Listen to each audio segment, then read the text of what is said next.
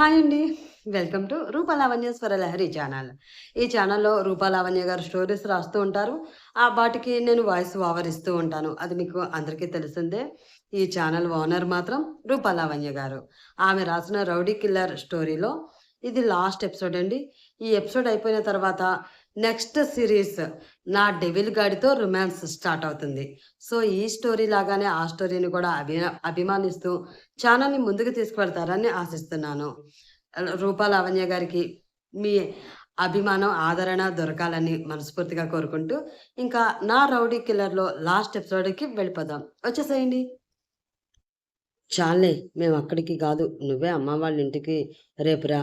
నేను మీ బావ కూడా వస్తున్నాం అంటుంది అలేఖ్య. అవునా? సరే అలాగే అక్క. ఇంతకీ ఎలా ఉన్నారు అంటే చెప్పనే లేదు. అంతా ఓకే కదా? అంటుంది మళ్ళీ అమ్ము. అక్కడికి వచ్చాక చెప్తాలే. ముందు రా అని నవ్వుతూ ఫోన్ పెట్టేస్తుంది అలేఖ్య. నైట్ పడుకునేటప్పుడు అమ్ము శ్రీను గుండెలపై తలపెట్టుకుని కిల్లర్ ఇందాక అక్క ఫోన్ చేసింది. రేపు అమ్మ వాళ్ళ ఇంటికి రమ్మంది. అక్క, బావ కూడా వస్తున్నారట. నువ్వు నేను కూడా వెళ్దామా ప్లీజ్ అంటుంది. రేపా? లేదు కుల్ఫీ. నాకు అవ్వదురా. నేను నేను రాజేష్ రేపు ఇంపార్టెంట్ పని మీద సిటీ బయటికి వెళ్ళాలిరా. తప్పదు. మళ్ళీ మేము వచ్చేసరికి ఈవినింగ్ అయిపోతుంది. నువ్వు వెళ్ళి వచ్చేయరా. కావాలి అంటే నువ్వు, తను, అకీరా వెళ్ళిరండి అంటాడు తల మీద మెండిగా రాస్తూ.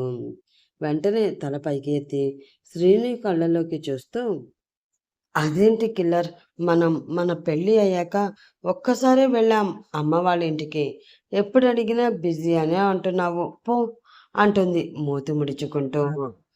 ఎడమ చేత్తో అమ్మ పెదాలని ముందుకి లాగుతూ, అలా మూతి ముడవకే బాబు, నా వల్ల కాదు అంటూ గట్టిగా లాగి ముద్దు పెడతాడు శ్రీను.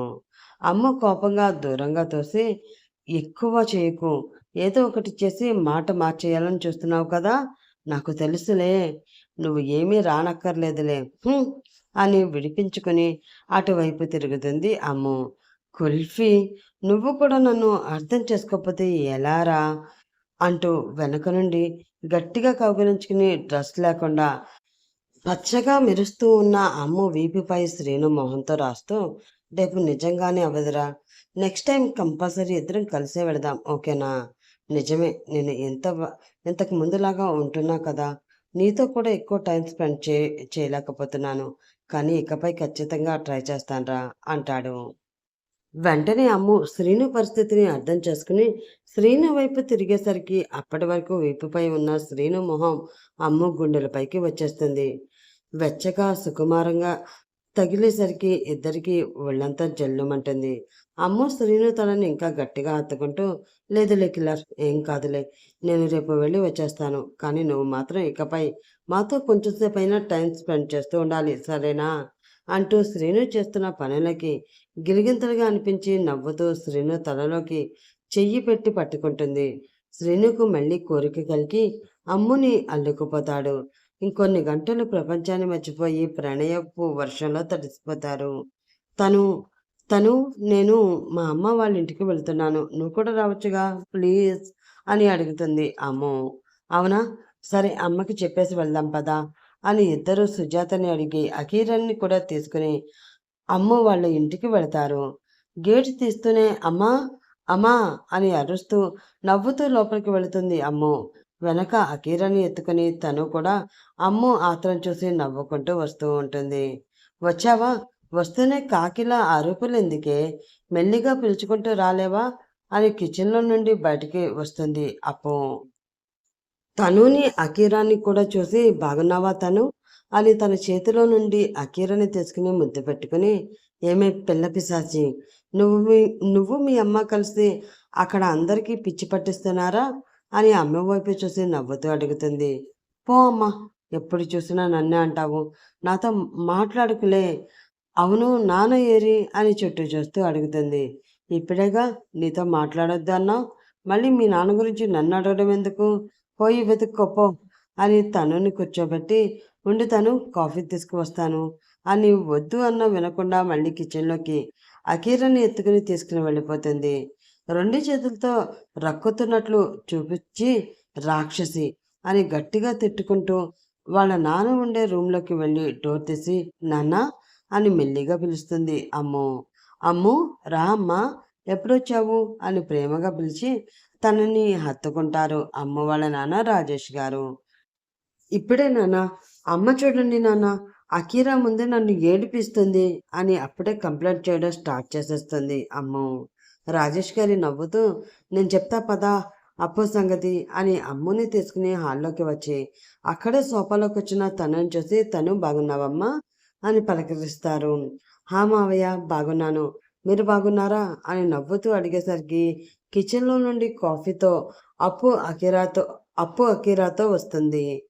బాగున్నారమ్మా, ఎందుకు బాగోరు, నన్ను సాధించుకు తింటూ హాయిగా ఉన్నారు. "హుం" అని మూతి తిప్పుకుంటూ అందరికీ కాఫీ ఇస్తుంది. అప్పు మీరంతా వెళ్ళిపోయాక నాకు సపోర్ట్ చేసేవాళ్ళు లేరని చూడు అమ్ము, అప్పు ఎలా నా బుర్ర తింటుందో అని రాజేష్ గారే తిరిగి అమ్ముకి కంప్లైంట్ చేస్తారు. అదంతా చూసి తనకి ఫుల్గా నవ్వు వచ్చి ఆపుకోలేక కాఫీ తాగుతూ నవ్వి పొలమారుతుంది. అయ్యో తను చూసుకో అని తలపై మెల్లిగా తడుతుంది. అమ్మో బాబోయ్ మావయ్య, మీ ముగ్గురు భలే సరదాగా ఉన్నారు, మీరిక్కడ ఎందుకు, అక్కడికి వచ్చేయచ్చు కదా, అందరం ఒకే దగ్గర హ్యాపీగా ఉండేవాళ్ళం అంటుంది. లేదమ్మా, అలేఖ్య కూడా మరీ ఈ ఊర్లోనే ఉంది కదా, దాని దగ్గరికి వెళ్లకుండా పూర్తిగా అమ్మ దగ్గర ఉండిపోతే అది ఫీల్ అవ్వదా చెప్పు అంటుంది అప్పు. సరిగ్గా చెప్పావమ్మా, నేను కూడా మరి మీ కూతుర్నేగా, అలా ఎలా దాని దగ్గరే ఉండిపోతారు, పెళ్ళికక్క ముందు అక్క అక్క అంటూ నా చుట్టూ తిరిగేది, ఇప్పుడు కనీసం ఎలా ఉన్నావు అంటూ వారానికి ఒక్క ఫోన్ కూడా చేయట్లేదు, బాగా మారిపోయింది ఇది అంటూ అప్పుడే లోపలికి వచ్చి తను పక్కనే కూర్చుంటుంది అలేఖ్య. వెనకనే ఏవో కవర్స్ పట్టుకుని నవ్వుతూ వచ్చి రాజేష్ గారి పక్కన కూర్చుంటాడు నీరజ్. అబ్బా అక్క, చెప్పా కదా అవలేదు అని, మళ్ళీ అంటావేంటి అని అమ్ము లేచి వచ్చి అలేఖ్య పక్కనే కూర్చుంటూ చేయి పట్టుకుని సారీ అక్క, నిజంగా సారీ, ఏంటి సంగతులు అని నవ్వుతూ నీరజ్ వైపు కూడా చూసి అడుగుతుంది. నీరజ్ నవ్వుతూ అలేఖ్య వైపు చూస్తే అలేఖ్య కొద్దిగా సిగ్గుపడుతూ నీరజ్ తెచ్చిన కవర్లోని స్వీట్ బాక్స్ ఓపెన్ చేసి ఒక స్వీట్ తీసి అప్పుకి రాజేష్ గారికి నోట్లో పెట్టి అమ్మ గుడ్ న్యూస్, మీరు అమ్మమ్మ తాతయ్య అవుతున్నారు అంటుంది. నిజమా అని అప్పు కూడా సంతోషపడుతూ అలేఖ్యని హత్తుకుంటుంది. రాజేష్ గారు కూడా నుదుటిపైన ముద్దు పెట్టి నీరజ్కి కంగ్రాట్స్ చెప్తారు. హుర్రే అక్క సూపర్, ఇప్పటి వరకు చెప్పలేదేం అంటూ అమ్ము కూడా వచ్చి అలేఖ్యని పట్టుకుని సంతోషంగా తిప్పేస్తూ ఉంటుంది. అందరూ చాలా హ్యాపీగా ఫీల్ అవుతారు. అలా తిరగడం చూసి అకీరాయే అని చప్పట్లు కొడుతూ నవ్వుతూ ఉంటుంది. కాసేపు అలా మాట్లాడుకున్నాక చాలా పనులు పెండింగ్లో ఉన్నాయని నీరజ్ అలేఖ్య వెళ్ళిపోతారు. తను అకీరా రాజేష్ గారు హాల్లో కూర్చుని ఆడుకుంటూ ఉంటే అమ్ము అప్పు కిచెన్లోకి వెళ్తారు. అప్పు వాళ్ళందరి కోసం లంచ్ రెడీ చేస్తుంటే అమ్ము నేను కూడా హెల్ప్ చేస్తా అంటూ అమ్ము కూడా చేస్తూ ఉంటుంది. అబ్బో నీలో చాలా చేంజ్ వచ్చిందే, ఇక్కడ ఉన్నప్పుడు కిచెన్లోకి రావే అన్నా కూడా వచ్చేదానివి కాదు, ఇప్పుడు అన్నీ బాగానే చేస్తున్నట్లున్నావుగా అంటుంది అప్పు నవ్వుతూ. అమ్ము నవ్వుతూ తప్పదుగా అమ్మా మరి, అయినా అన్నీ కాదు కొన్నే వచ్చు, అక్కడ నాకు తనుకి హెల్ప్గా చంద్రమ్మ లక్ష్మమ్మ ఇద్దరు ఉన్నారు, నలుగురం కలిసే చేస్తాం ఇంటి పనులన్నీ, అసలు అత్తయ్య అయితే వద్దు అంటారు, మాకే బోర్ కొట్టి చేస్తూ ఉంటాం అంటూ నవ్వుతూ కూరకి క్యారెట్ ముక్కలు తరుగుతూ ఉంటుంది అమ్ము.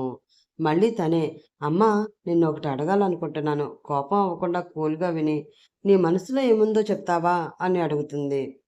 అడుగు చెప్తా, ఏదో నేను వద్దు అంటే మధ్యలో వదిలేసే రకానివి మరి నువ్వు, ఎలాగో వదలవుగా కానీ అంటుంది. అబ్బా అమ్మ సీరియస్గా అడుగుతున్నా, సరే ముందు విను, అప్పుడు పెళ్లి ముందు అని కాదు కానీ శ్రీను గురించి ఇప్పుడు నీ అభిప్రాయం ఏంటి అని అడుగుతుంది. అప్పు చేస్తున్న పని ఆపేసి అమ్మ వైపు తిరిగి సడన్గా ఇప్పుడు ఈ క్వశ్చన్ ఏంటే, ఏమైంది అని కొంచెం టెన్షన్గా అడుగుతుంది. అబ్బా అదేం లేదమ్మా, ముందు చెప్పు, ఆ తర్వాత ఎందుకు అడిగానో చెప్తానుగా అంటుంది. సరే ముందు శ్రీను మీ అక్క పెళ్లిలో చేసిన దానికి చాలా భయం కోపం ఉండేవి, తర్వాత హాస్పిటల్లో నీరజ్ గొంతు పట్టుకున్నాడు కదా, అప్పుడు కూడా భయం వేసింది, కానీ తర్వాత పెళ్లి చూపుల్లో నా అభిప్రాయానికి కూడా విలువ ఇచ్చి ఇక్కడికి తీసుకువచ్చి నాకు నచ్చచెప్పి నాకు ఇష్టమైతేనే పెళ్ళి అని చెప్పినప్పుడు కొంచెం మంచివాడే అనిపించింది. ఆ తర్వాత ఎవరో అమ్మాయి తప్పుగా చేసినా కూడా నువ్వు నమ్మకపోవడం చూసి నీకు అంత నమ్మకం కలిగించాడు అంటే ఆలోచించవచ్చు అనిపించింది. ఇంకా పెళ్లి అయ్యాక నిన్ను కాపాడడం, దానికోసం శ్రీను ప్రాణాలు కూడా లెక్క చేయకుండా వెళ్ళడం చూసి పూర్తిగా అల్లుడికి ఫిదా అయిపోయాను. అందుకే ఇప్పుడు నాకు బెస్ట్ అల్లుడైన, కొడుకైనా అన్ని శ్రీనునే. చాలా ఇంకా ఏమైనా కావాలా అని నవ్వుతూ అడుగుతుంది అప్పు. అమ్ము వెంటనే అప్పుని కౌగిలించుకుని, నువ్వు సూపర్ అమ్మా. ఇంకా చెప్పాలి అంటే నిన్ను నన్ను ఇలా మార్చేసిన శ్రీను ఇంకా సూపర్ కదా అంటుంది సంతోషంగా. "హ్మ్, అంతేగా మరి" అని అప్పు అనగానే, అయితే అమ్మా, నీకు ఇంకో విషయం అడగాలి. దేనికి ఇందాక అన్నాను కోపం తెచ్చుకోకుండా నువ్వు నీ మనసులో ఉన్నది చెప్పాలి అని, ఓకేనా అని అడుగుతుంది. నీ మొహం అలా ప్రతిసారి టెన్షన్ పెట్టడం ఎందుకు, అడుగు అదేదో అంటుంది అప్పు. ఇవన్నీ వాళ్ళకి తెలియకుండానే బయట నుండి తను రాజేష్ గారు వింటూ ఉంటారు. అమ్మా, మనం ఒకవేళ అమెరికా వెళ్ళకపోతేను, ఇక్కడే ఉంటూ శ్రీను ఇప్పట్లాగానే ఉంటాను, నీకు ఓకేనా అని చాలా స్లోగా, అప్పు ఎలా రియాక్ట్ అవుతుందా అని భయంగా అడుగుతుంది. అదేంటి అలా అడిగింది అని బయట అకీరాతో ఆడుకుంటూ బాల్ కిచెన్ దగ్గరికి వచ్చింది అని వచ్చిన రాజేష్ గారు కూడా వింటూ ఉంటారు. అప్పుడే తను కూడా వచ్చి వింటుంది. అలా అడగంగానే, ఏంటే అలా అంటున్నావు, మొన్నటి వరకు అమెరికా వెళ్దాం, అందరూ అక్కడే హాయిగా ఉందామని ఎగిరేదానివి, సడన్గా ఇప్పుడు ఇలా అంటున్నావేంటి అని మళ్ళీ కంగారుగా అడుగుతుంది. అబ్బా అమ్మా, ఏం కాలేదు, నీతో కొన్ని విషయాలు చెప్పాలి, ముందు ఇటు తిరుగు అంటూ అప్పు చేతులు పట్టుకుని అమ్మ వైపుకి తిప్పుకొని తన వైపు సూటిగా చూస్తూ, అమ్మా, నాకు ఆ రోజు నువ్వు శ్రీను ఏం మాట్లాడుకున్నారో అంతా చెప్పాడు. అమెరికా అన్నాకే నువ్వు పెళ్లికి ఒప్పుకున్నావట. పైగా మనలో ఎవరికి ఏం కాకూడదు అని శ్రీను అంతా వదిలేసి అమెరికా వెళ్ళిపోదాం అనుకుంటున్నాడు. లేదంటే శ్రీను రాజేష్లకి ఇక్కడ బాధ్యతలు మధ్యలోనే వదిలేసి అక్కడికి రావడం ఇష్టం లేదమ్మా. శ్రీను రాజేష్ అమెరికాలో ఉండి జాబ్ చేసుకుంటున్నప్పుడు సడన్గా శ్రీను వాళ్ళ నాన్నగారికి యాక్సిడెంట్ అయ్యి చావు బ్రతుకుల మధ్య ఉన్నప్పుడు వీళ్ళని పిలిచి ఇవన్నీ చూసుకోమని మరీ మరీ చెప్పి అప్పగించారు. అంటే ఇక్కడ ఎవరి మీద నమ్మకం లెక్కే కదమ్మా. శ్రీను వాళ్ళని నమ్ముకుని చాలామంది ఉన్నారు. నీకు తెలుసు కదా, ఆంధ్ర తెలంగాణలో ఉన్న రౌడీలు, పొలిటీషియన్లు అందరూ శ్రీను మాట మీద నడుస్తుంటారు. ఎప్పుడెప్పుడు శ్రీను వెళ్ళిపోతాడా, వాళ్ళ అసలు రంగు బయటపడదామా అని చూస్తున్నారు. మన ఒక్క ఫ్యామిలీ సంతోషం కోసం చూసుకుని అంతమందిని బాధ పెట్టాలా? నువ్వే చెప్పమ్మా. నాకైతే మనం అందరం ఎక్కడే ఉండి సంతోషంగా ఉంటే అంతే చాలు. అక్కడెక్కడో తెలియని దేశం వెళ్ళి అక్కడ ఏం ఉంటాం చెప్పు. పాపం శ్రీనుకి నీకు ఇచ్చిన మాట కోసం అయినా అమెరికా వెళ్ళిపోదాం అంటున్నాడు. ఇంక నీ ఇష్టమమ్మా అంటుంది అమ్ము. అప్పు ఏం మాట్లాడకుండా సైలెంట్గా ఉండిపోతుంది. అమ్మా, అమ్మా అని అప్పుని పట్టుకుని కుదిపగానే మళ్ళీ ఈ లోకంలోకి రాదు. ఏమైందమ్మా, అలా బిగుసుకుపోయావేంటి అని వింతగా అడుగుతుంది. నిజంగా శ్రీను నాకిచ్చిన మాట కోసం అంతలా ఆలోచిస్తున్నాడా, నా మాటకి అంత విలువ ఇస్తున్నాడా అని షాక్ అవుతూ అడుగుతుంది అప్పు.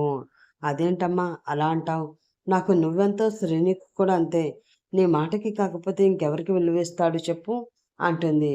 అప్పు చాలా సంతోషపడుతూ, శ్రీను గురించి మొదట తెలిసినప్పుడు చాలా పెద్ద రౌడీ గూండా అని విని భయపడ్డాను.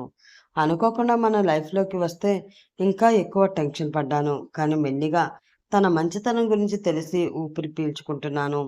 అలాంటిది తనకి ఎంతమంది మినిస్టర్లు, బిజినెస్ మ్యాన్లు భయపడుతూ గౌరవం ఇస్తారో అలాంటి వాడు నాకు గౌరవిస్తున్నాడంటే నేను లక్కీనే కదా అమ్ము అంటుంది వేరే మూడ్లో. నీ పిచ్చి తగలయ్యా, అదేం అడుగుతుంది, నువ్వేం చెప్తున్నావు తిక్కలదానా అని తిట్టుకుంటూ అప్పటి వరకు బయట ఉన్న రాజేష్ గారు లోపలికి వస్తారు. వెనకనే తను అకీరా కూడా వస్తారు. చాలండి, ఇన్నేళ్లలో మీరు ఎప్పుడైనా నా మాటకి ఇంతలా విలువిచ్చారా?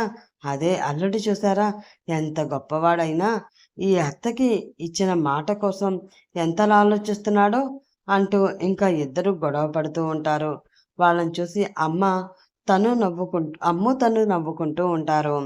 అబ్బా అమ్మ, అప్పు, సరే ఫైనల్గా చెప్పు, మనం అందరం అమెరికా వెళ్ళకుండా ఎక్కడ ఉండిపోతే నీకు ఓకేనా? అంటే శ్రీను ఇప్పుడులాగానే ఉంటే నీకు ఏ అభ్యంతరం లేదుగా అని అడుగుతుంది. అప్పు వెంటనే అమ్ము దగ్గరికి వచ్చి, లేదురా, నాది కూడా నీ మాటే.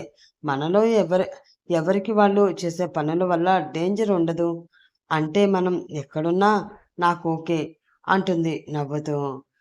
అమ్ము చాలా హ్యాపీగా ఫీల్ అవుతూ రాజేష్ గారి వైపు చూసి, నాన్న మరి మీకు అని అడుగుతుంది. నాకు మొదటి నుంచి ఏ ప్రాబ్లం లేదమ్మా. మీరు అందరూ నిండు నూరేళ్ళు చల్లగా ఉంటే అంతే చాలు అంటారు. అమ్మా నాన్న ఇంకో విషయం, శ్రీనుని మన స్టేట్ చీఫ్ మినిస్టర్ గారు ఇప్పటికే చాలాసార్లు తనని హోమ్ మినిస్టర్గా ఎలక్షన్లో వాళ్ళ పార్టీ తరపున నిల్చోనమని అడుగుతున్నారు.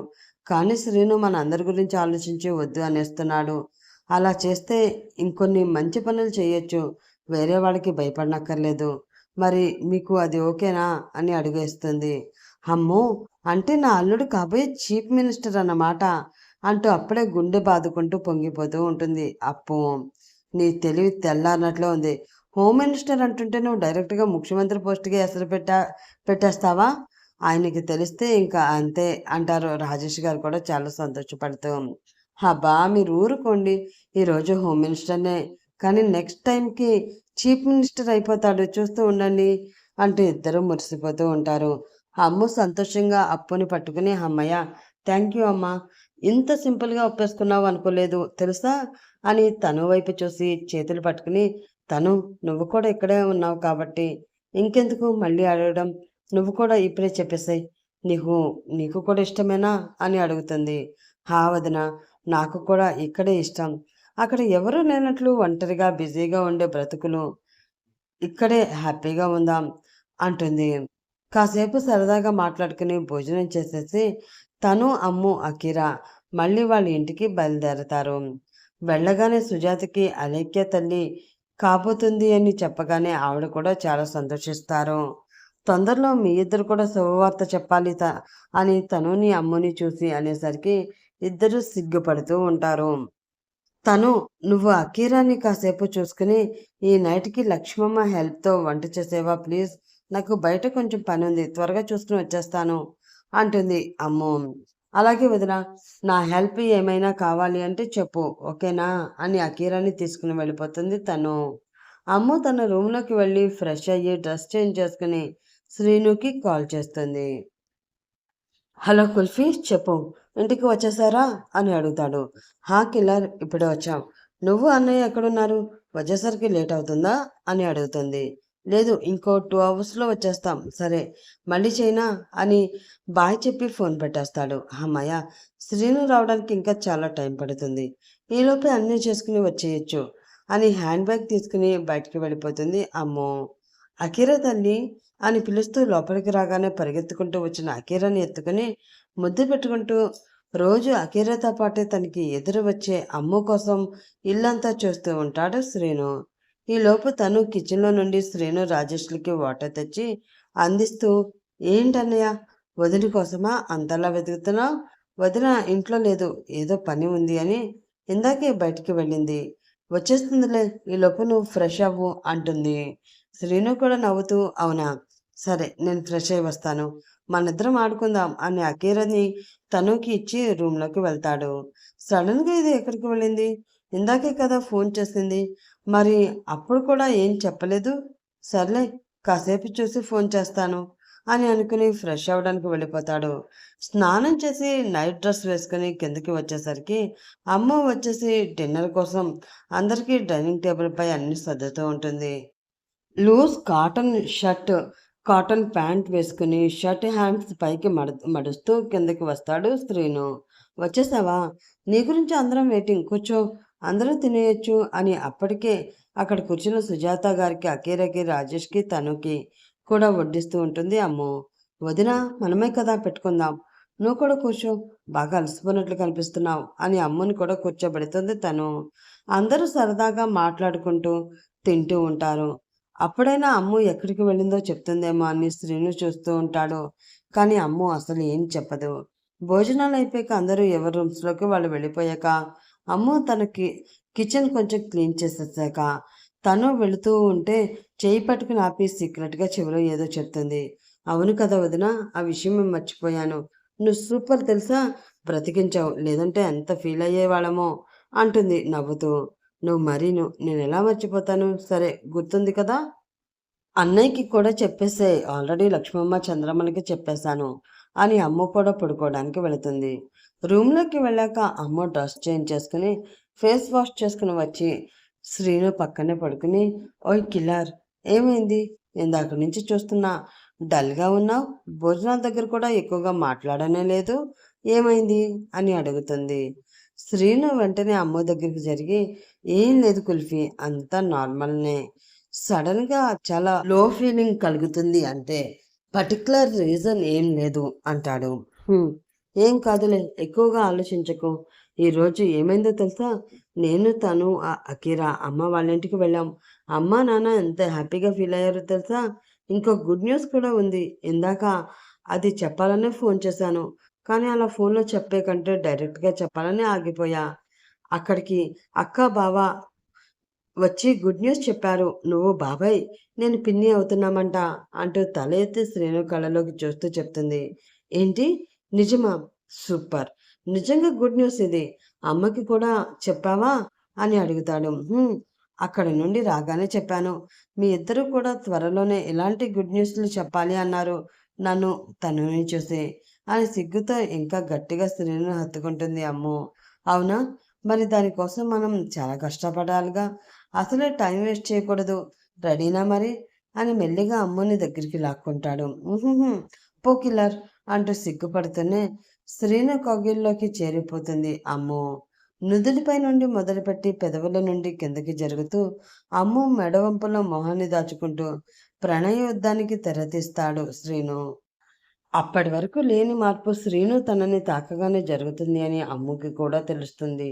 మెల్లిగా శ్రీను చేతులకి సర్వాన్ని మర్చిపోయి తన ప్రేమలో కరిగిపోతుంది. శ్రీను చేతులు అమ్ము శరీరాన్ని కొలుస్తున్నట్లు ప్రతి భాగాన్ని కొలుస్తూ ఉంటే చెక్కిలి గిల్లిగా అనిపించగా ఇంకా ఏదో కావాలని తన శరీరం చెప్తున్నట్లు అనిపిస్తుంది. అలా అని సిగ్గుతో ఏమీ చెప్పలేక బెడ్షీట్ని గట్టిగా రెండు చేతులతో నలిపేయడం శ్రీను దృష్టి దాటిపోలేదు. అమ్ము అమూల్యమైనది ఏదో ఇంకా దొరికినట్లు పెదాలతో తనవంతా వెతుకుతూనే ఉన్నాడు. రూమ్ అంతా వేడి నిట్టూర్పుల సెగలతో నిండిపోయింది. క్షణాలు నిమిషాలు దొర్లాయి. ఏసీ ఉన్నా కూడా ఇద్దరు చెమటతో తడిచిపోయి సేదతీరుతూ ఉండగా సడన్గా అమ్ము ఫోన్ మోగింది. ఇద్దరు ఉలిక్కిపడి అమ్ము లేచి మొబైల్ ఆఫ్ చేసి నవ్వుతుంది. ఈ టైంలో ఎవరు కుల్ఫీ అంటాడు. చెప్తాలే కిల్లర్, ఉండు, ఫ్రెష్ అయి వస్తా అని వాష్రూమ్లోకి వెళ్ళి వచ్చి డ్రెస్ వేసుకుంటుంది. ఓయ్, ఇంకా ఇలాగే ఉన్నావేంటి, త్వరగా లే, డ్రెస్ వేసుకో అంటుంది. బద్ధకంగా ఒళ్ళంతా విరుచుకుంటూ ఇప్పుడా, డైరెక్ట్గా ఉదయం వేసుకుంటాలే, ఈలోపు మళ్ళీ మధ్యలో తీయడం వేసుకోవడం అవసరమా అంటూ అమ్ముని మళ్ళీ లాగుతాడు. కిల్లర్, చంపుతా, ముందులే అని బలవంతంగా లాగి డ్రెస్ ఇస్తుంది. వేసుకున్నాక వాష్రూమ్లోకి తోసి బయట గడియ పెట్టేసి ఫాస్ట్గా వచ్చి తనుకి ఫోన్ చేసి అందరినీ వచ్చేయమని చెప్తుంది. వాష్రూమ్ డోర్ తీయమని ట్రై చేసేసరికి రాదు. ఏ కుల్ఫీ, గడి ఎందుకు పెట్టావే, తీ అని అరుస్తాడు శ్రీను. అందరూ వచ్చాక సడన్గా అందరినీ లోపలికి పిలిచి లైట్స్ ఆపేసి వాష్రూమ్ డోర్ ఓపెన్ చేయగానే శ్రీను బయటకు వచ్చి చూస్తాడు. చుట్టూ చీకటి, మధ్యలో ఒక క్యాండిల్ వెలుగుతూ ఉంటుంది.